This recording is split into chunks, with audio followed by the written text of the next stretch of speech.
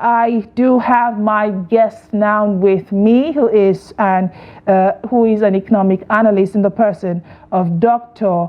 Aliyu Ilias. Thank you, Doctor, for coming on Business Daily today. Thank you for having me. Good morning to you. Good morning to you, and it's always a pleasure having you on the program. But let us begin by just giving an analysis regarding the data being released by the Central Bank of Nigeria, talking about foreign capital inflows, which has decreased by a tremendous gap, talking about over $770 million in the fourth month of 2024, dropping by over 57%. When you hear numbers like this, what comes to mind? Well, ordinarily, it is quite expected. If you look at the volatility in the Nigeria currency and the happiness in the Nigeria economy, you will get to hear such things. And also, when we are not putting up our priority as expected to be, you also see this kind of outcome. So for me, I think the CBN, since they have this report, they should do more to make sure that we have more inflow of foreign investments, not even beyond portfolio investment. We also want a foreign direct investment that will be in form of infrastructure that will transfer a lot of things to Nigerians. Okay, let's go on a short break. When we return, we shall, continue the conversation looking at the specifics of this report, from the geographical origin of, foreign direct investment so far to the performance across states here in Nigeria. So do stay. The conversation continues after the break.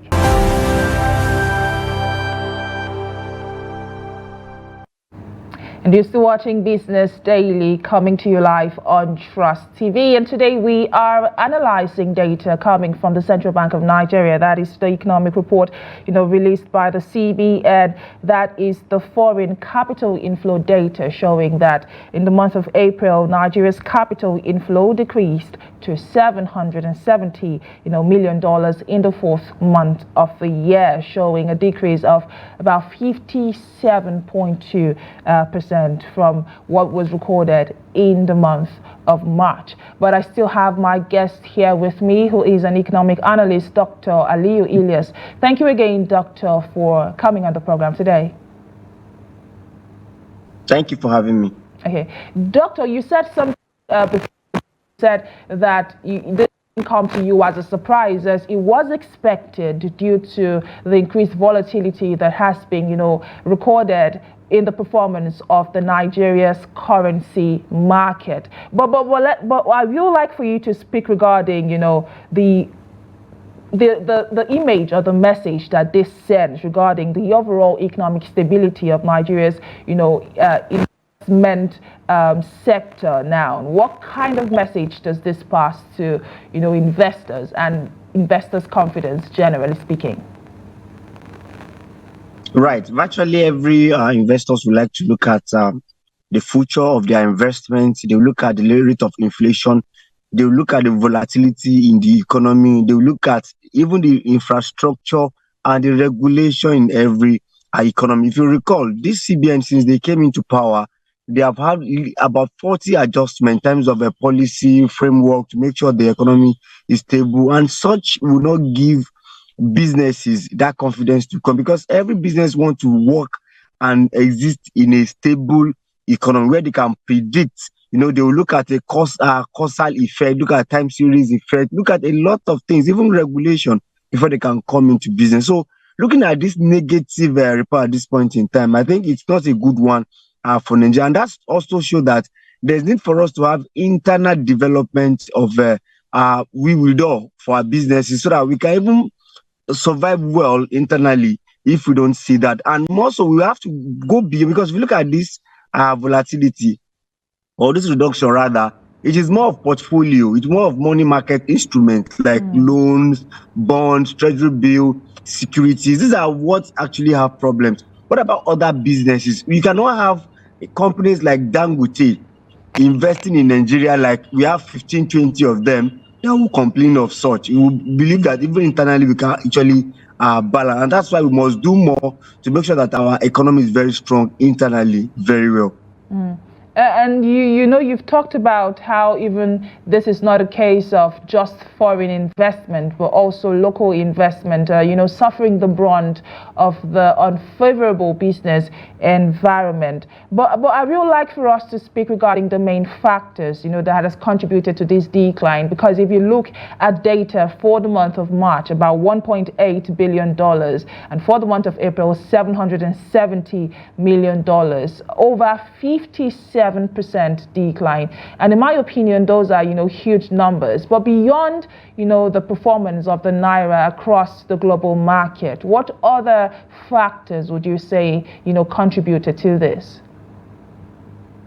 I think it's much more of a regulation because it's a policy direction of the federal government. Because if you recall, we will say last year we can excuse the president Tinubu because it was not their budget; it was President Muhammadu Buhari budget. But this is their own budget and this is their own implementation. So people see the policy direction. That's why they are looking at it from that direction. So the major thing is the policy because if you look at the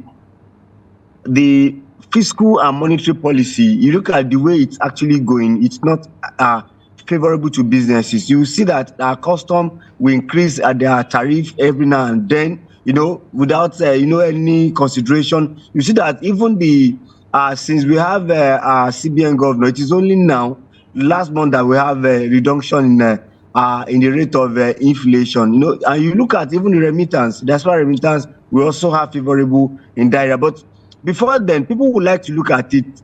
What is the policy direction? And that's why we always converse that President Bola Ahmed Tinubu and his team will always come out with their short-term plan, medium-term plan, long-term plan, so that Nigerians can as well support them. Private sector can support them to actually achieve their aim. So I think it is much more of policy because every investors will be looking at what happened last. What will likely happen? What is the volatility rate? And if you look at our FX, the volatility rate, in fact, is not what you can actually predict. As of today, we have 1,610 naira. Yesterday was 1,580. Sometimes 1,400. Sometimes, so the volatility until there is stability, people will not want to do business with them. Perhaps people will also prefer to be loaning out their money compared to investing the money. I would like for us to look at the sectoral analysis of capital importation. As you can see, the banking sector recorded about 70.46%, and that is, a major bulk of, dominating the capital inflow market. The trading sector, recorded about 12.89%. Meanwhile, production and manufacturing recorded, 5.77%, and the telecommunication sector, which in the past has been, a major sector that has, driven foreign investment, recorded about 4.94%. Meanwhile, shares, that is the equities market, recorded 4.35%. But let us speak specifically now about the banking sector, which has dominated the sectoral performance with 70.46%. What does this indicate, about the other sectors, and how can we actively diversify, our capital inflow sources beyond just the banking sector? Right. If you actually recall the last NBS report that talked about the GDP, you will see that the sector that is leading the GDP is a service sector, which is quite appalling because we have agricultural sector, we have a manufacturing sector, and service sector is taking the lead. That's where you know that there is a problem actually in Nigeria. Because ideally, if the agricultural sector, which is the mainstay of Nigeria economy, which we have over 70%, over 50% of Nigerians working in the farm, that should have taken the lead. But when we are now seeing not even the manufacturing sector that's supposed to take the lead after manufacturing sector, we are now seeing service sector taking the lead. That shows that this corroborates with this what we are actually saying. Now, for bank to take the lead, that wouldn't have been a problem because you know why? Every businesses come through financial sector.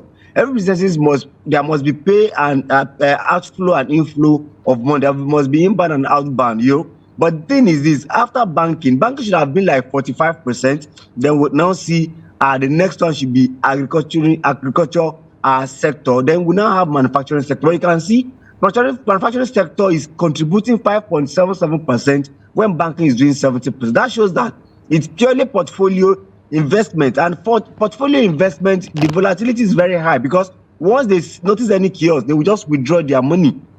They withdraw their investment, they take their equity, they take their shares from where they have it. So that's why we always canvass we want manufacturing sector to take the lead. So President Bola Ahmed Tinubu and his team must make sure that they revive the agricultural sector. They also make sure that they support the manufacturing sector alongside small and medium scale businesses.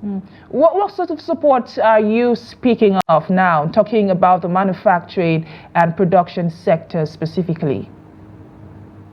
Right, beyond palliative, because I'm not a proponent of palliative. As an economist, we believe palliative is too temporal and is an intervention. We want government to make sure they create an enabling environment. A good example, you are seeing queue on the filling stations, and they are telling you that the queue is because of bad road.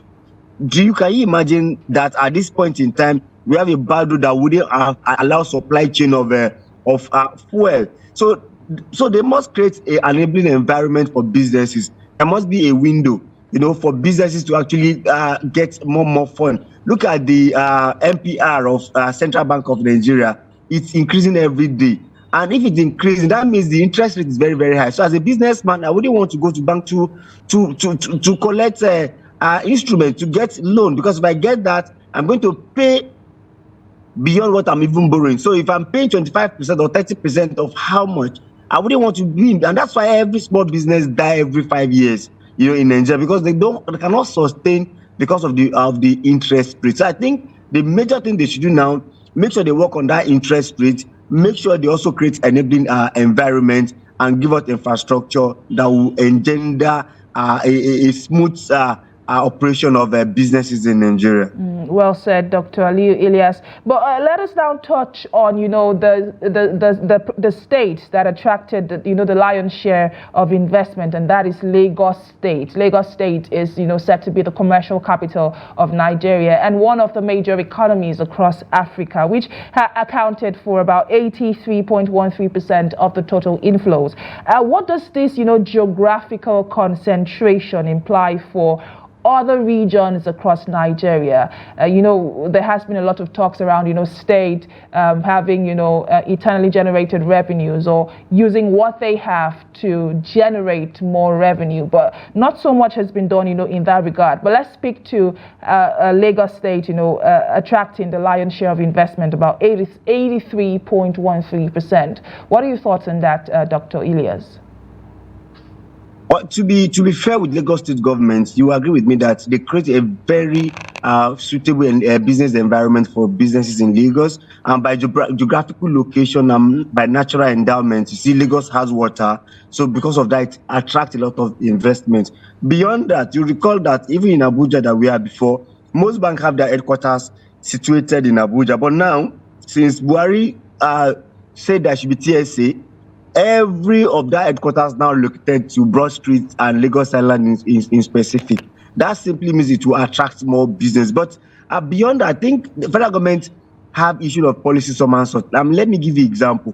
When President Yar'Adua was president, he was dredging River Niger up to Niger State so that we could have some inflow of some light ship into Niger State, into Kogi State, so that they can have a lot of businesses in that area. But when President Jonathan came, he stopped the dredging of that River Niger. That's a serious problem, and it's a serious problem because government should be continuous. I can also give you an example of Calabar Port. Why will it be Lagos is the only place that that Port Authority will be functional very well? We have Tinkan Island, we have Wharf. Why don't we have Calabar Port on all of them being well operational that will also bring more businesses? Then for northern part of Nigeria, you can see Abuja is taking the lead after Lagos. For another place, no businessman wants to transact business in where there is volatility, where there is kidnapping, where there is banditry, where there is unrest. You agree with me that no businessman wants to jeopardize all what he has the company has been labored for. So I think those states also should do more. I can tell you that if you look at this going forward, the then governor Rufai make sure to have dry seaport. And if you go to the dry seaport now, they are functional. Even at a particular, so every state must come with an initiative that will attract business. Look at a state like Kogi State, who is a confluent state, have the water. They need to also create business around that area. I think every state. That's why we say we don't want mediocres as governor. We want governor who can think out of the box. So if you can think out of the box, I don't think anything stop Port Harcourt to also drag with Abuja and reduce the level of Lagos. I don't think anything stop Kano from also dragging from that Lagos 80%. Nothing stop Gombe, because we know that Gombe is attracting more business because of Maiduguri challenges. So I think those states should do more. I think they used to have economic summits. These are what they should discuss in their economic summit to attract more business to their states. Let us now look at the global the countries that Nigeria had this connections with in the month of April, and that is the origin analysis of the capital inflows. And there you have the United Kingdom with 54.59%, and South Africa about 13.22%. Mauritius recorded 9.22%. The Netherlands 6.57%, and meanwhile the United Arab Emirates 5.77%, and the United States 3.44%. So starting off now, especially looking at the United Kingdom at 54.59%. Doctor, what would you say is the contributing factor, towards the performance or the capital inflow from the United Kingdom? What would you say regarding that? Well, it's quite clear they are colonial masters. That's number one. Number two, Nigerians find it easy to go to abroad to school. If you look at most Nigerian school in UK, that's another thing. Most businesses, also thrive between UK and perhaps we still work with the pounds very well. But what is appalling that I'm surprised that I'm not seeing here, I can't find China in this analysis. I cannot find Russia in this analysis. It's quite appalling, because if you look at all these people we are mentioning, look at Arab Emirates. I think Nigeria spend more into Arab Emirates than look at Mauritius, Netherlands. It's expected to an extent. South Africa, they have been a long time allied. But the thing is, we need to see China in this case very well. We need to see Russia very well. Even Ukraine, because most of our grains are from that area. Perhaps we have some relationship. Perhaps they can do more business with us. But for United Kingdom, it is quite expected that we have a lot of business doing in United Kingdom. But also looking at that data, one thing that stuck out is the fact that there is no representation of countries within the West African bloc, and it's no news that over time there has been conversations around strengthening intra-regional trade across the ECOWAS bloc, but we don't seem to see that represented in that data. What do you make of this? Well, for me, if you ask me, we're not leading well in West Africa.